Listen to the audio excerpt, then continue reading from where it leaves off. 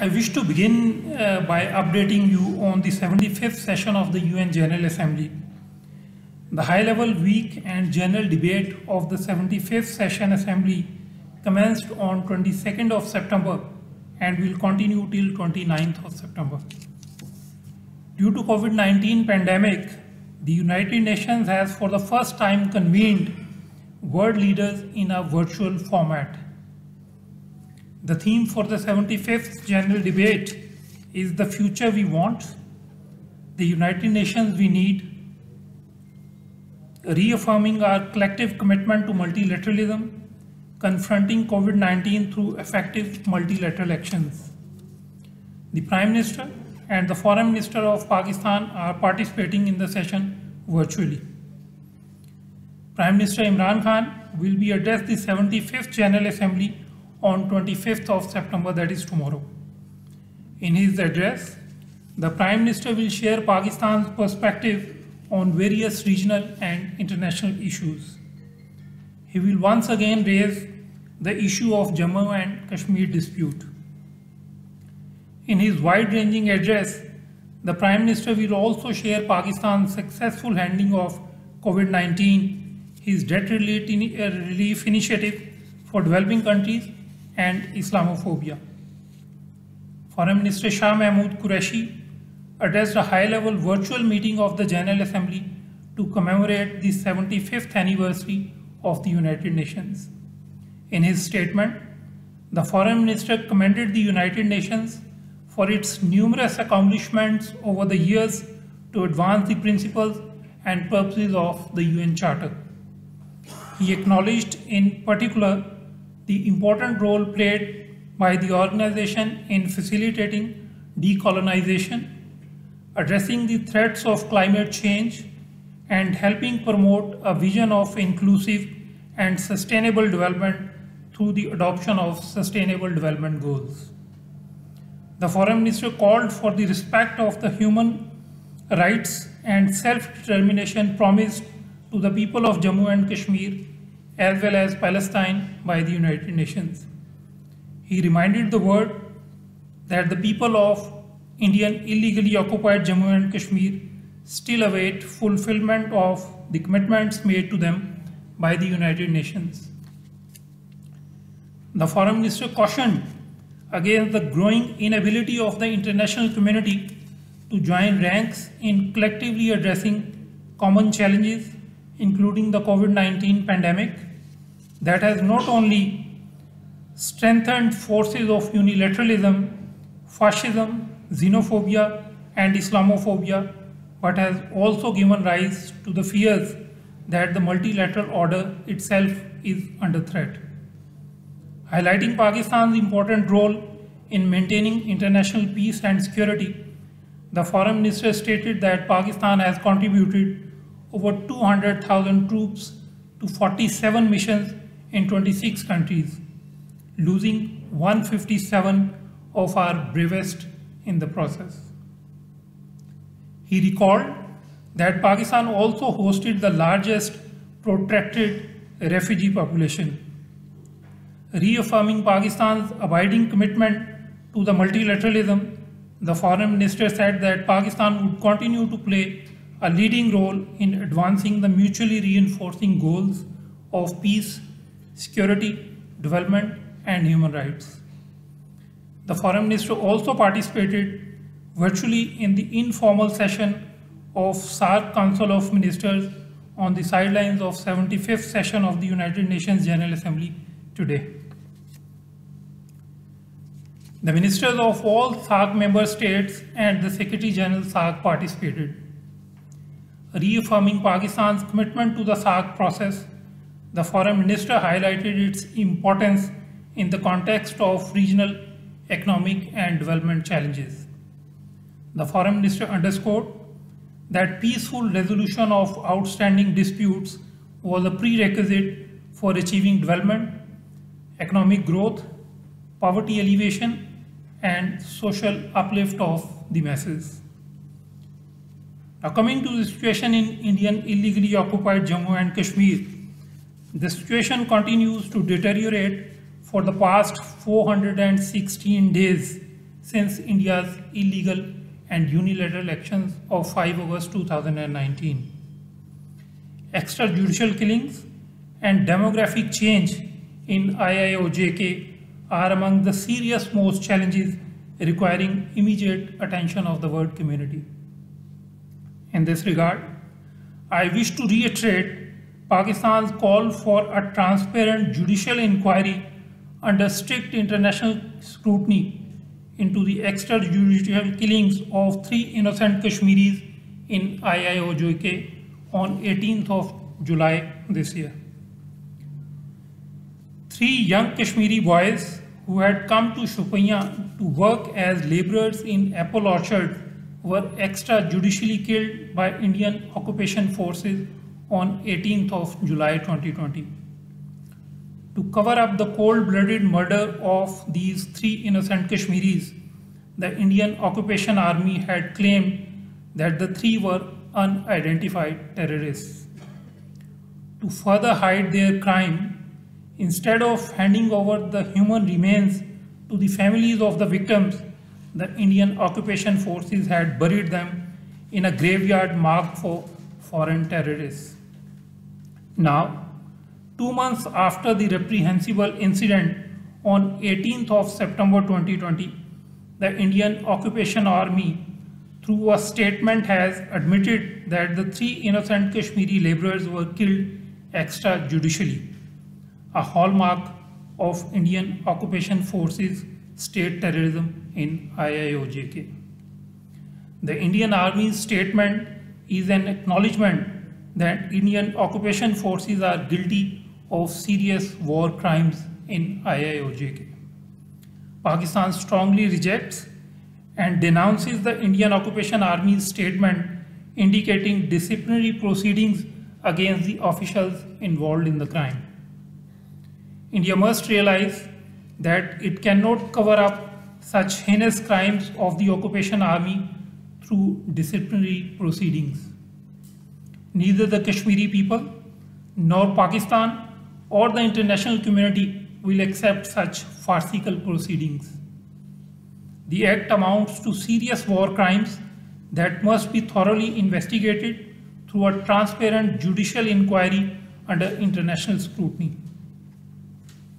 Pakistan has been consistently sensitizing the world community about the dangers of draconian laws in IIOJK, including the Armed Forces Special Powers Act and Public Safety Act that provide near complete impunity to the Indian occupation forces.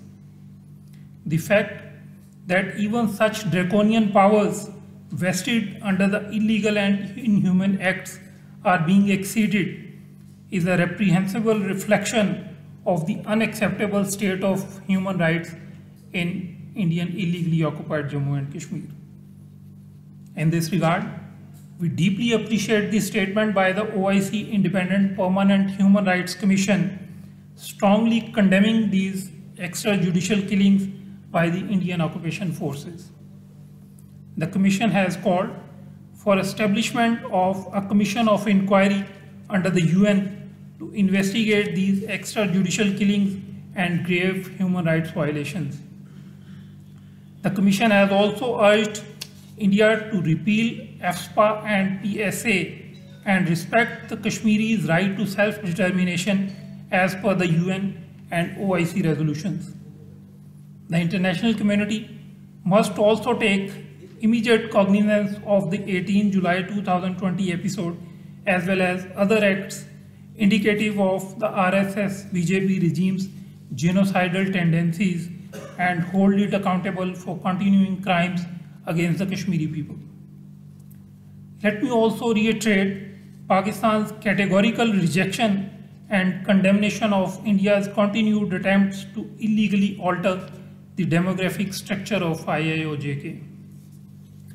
Being in violation of international law, including the 4th Geneva Convention and the UNSC resolutions, the Jammu and Kashmir Grant of Domicile Certificate Rules 2020 is illegal and void ab initio. No illegal order can provide legal cover for the demographic change in IIOJK.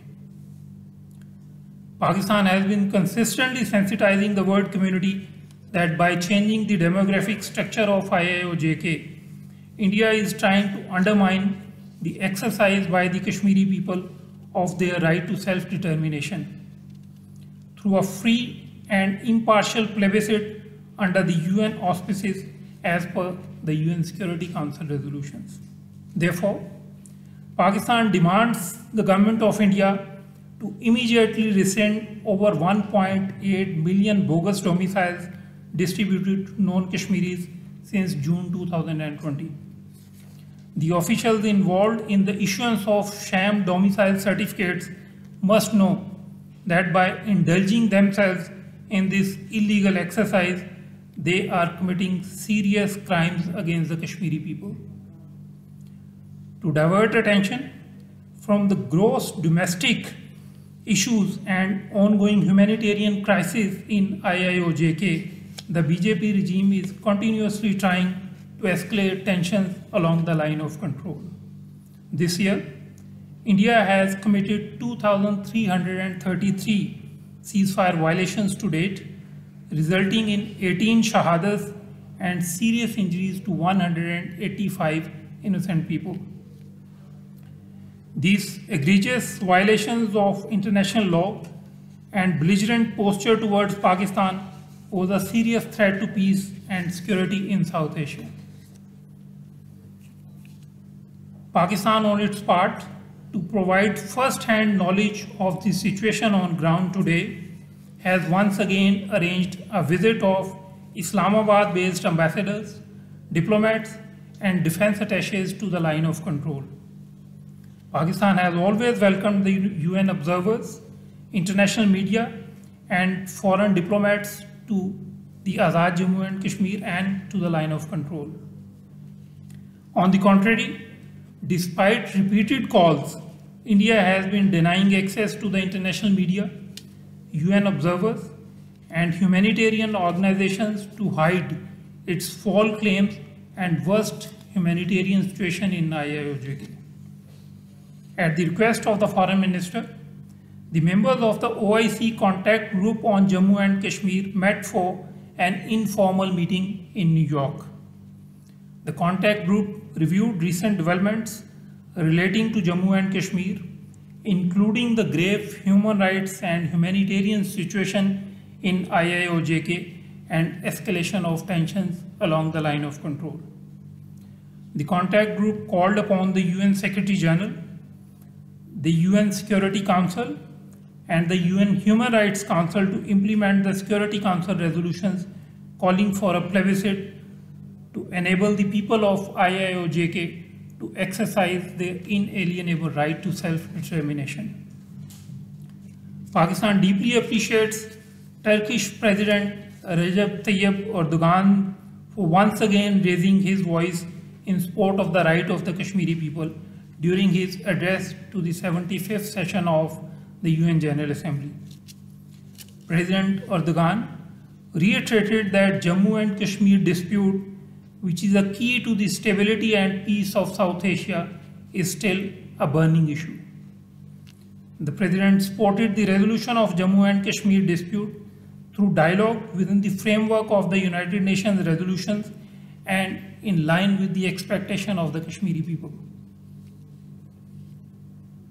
Let me also now update you on the Jodhpur incident. Despite Pakistan's repeated calls, the government of India has still not shared the requisite information regarding the death of 11 Pakistani Hindus in Jodhpur, India under mysterious circumstances. To share the anxiety of Pakistani Hindu community over the incident, Dr. Ramesh Kumar, member National Assembly of Pakistan and Patron-in-Chief of Pakistan Hindu Council, called on Foreign Minister Shah Mahmood Qureshi in the Foreign Office. Dr. Kumar apprised the Foreign Minister of the serious concerns of the Hindu community over the incident, as well as the safety and security of other Pakistani Hindu families visiting India. Understanding the concerns of the Hindu community, the Foreign Minister assured Dr. Kumar of the government of Pakistan's full support in seeking justice for the family of the victims and the well-being of the Pakistani Hindu community. We once again call upon the Government of India to provide the requisite information without further delay and carry out a comprehensive and transparent investigation into the matter and share the findings with the Government of Pakistan immediately. I thank you very much, and I am happy to take any questions on